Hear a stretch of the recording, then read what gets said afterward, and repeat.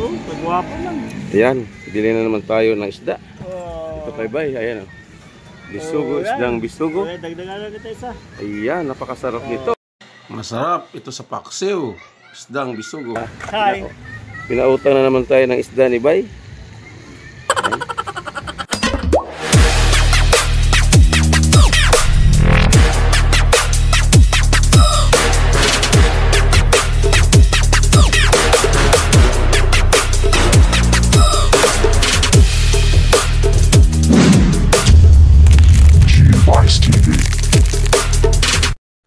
What's up mga guys? Magandang hapon po sa lahat. Welcome to the Ronald's Home and my cooking vlog. So ngayon po ay araw ng Biyernes. So mayroon po tayong nabiling sariwang isda.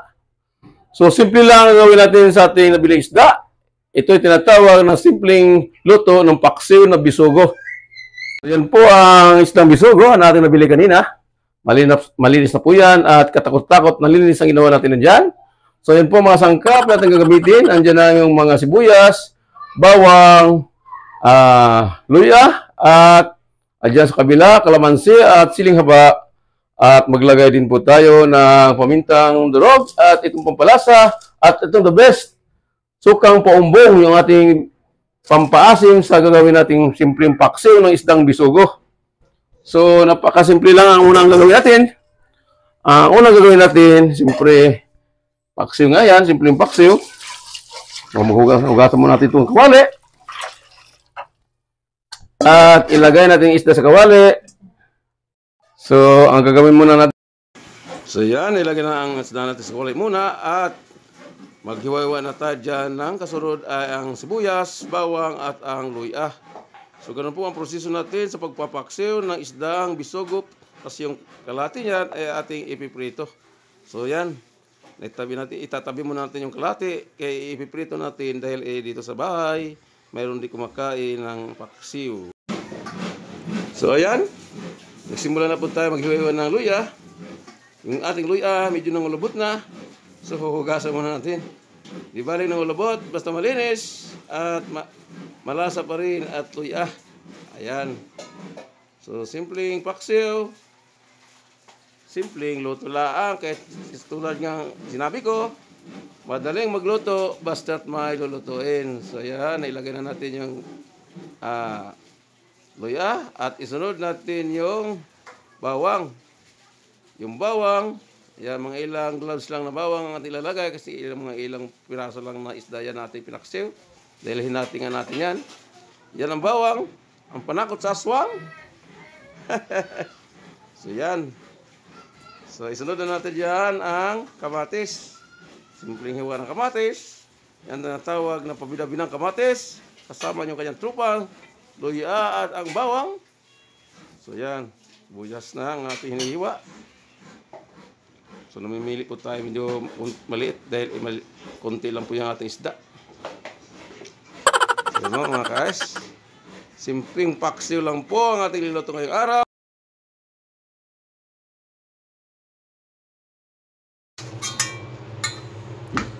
So yan, nilagyan na natin ang isda at ang mga sangkap katulad ng luya, sibuyas at siling haba. So maglagay din tayo ng black pepper, pamintang durog. Yan. Pamintang durog. Tayo. So maglagay tayo ng suka. Ganitong suka, paumbong. Masarap ito sa paksiw. Yan. At maglagay rin po tayo ng patis. Pampaalat sa ating paksiw. Itong patis, maglagay rin tayo.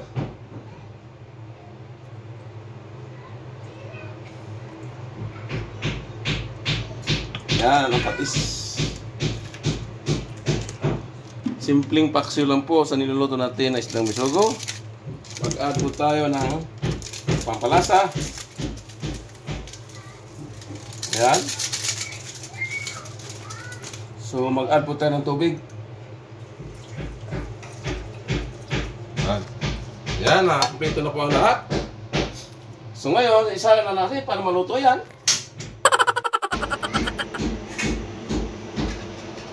Sa mga may lang saglit maluto na agad yan. Napakabilis maluto yung isdang bisugo. So, itong natitirang isda natin, yun natin man naman piprituhin. Maglagay po tayo ng pamintang powder para maging malasa yung ating isdang bisogo bago ipiprito. At maglagay po tayo ng asin. Yan, kunting lamas. Kunting lamas lang. Damihan ng lamas. Yan, ganyan lang po kasimple. Ito yung ating piprituhin. Yung iba yung ating papaksiwin. So, maglagay rin po tayo ng pampalasa para maging malasa yung ating isdang bisugo. Yan lang po kasimple. So, yan. Ibabad na rin natin. Namarinid na rin natin sa mga sangkap yung ating piprituhin. So, antayin na natin maluto yung ating paksew. Ito naman ang ating isusunod sa pagluto. Piniritong bisugo. A few moments later. So yun, balik po tayo sa ating pinaksew, isdang bisugo.